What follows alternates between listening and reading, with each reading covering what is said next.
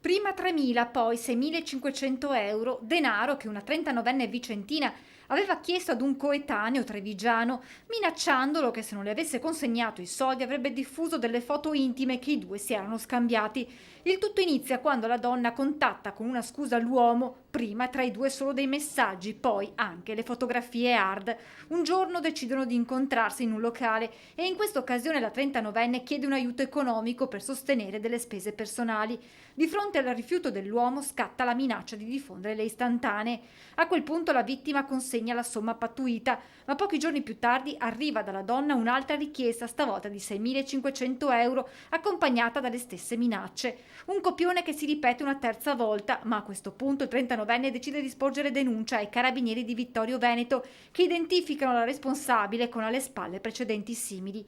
La donna nei giorni successivi continua con le sue richieste, arrivando addirittura ad inviare alla vittima una foto della sua abitazione con ulteriori minacce di diffondere le foto in giro per il paese, facendole arrivare anche ai suoi familiari. Il giorno concordato per lo scambio del denaro, però, all'appuntamento si presentano anche i carabinieri che arrestano in flagranza la donna per estorsione.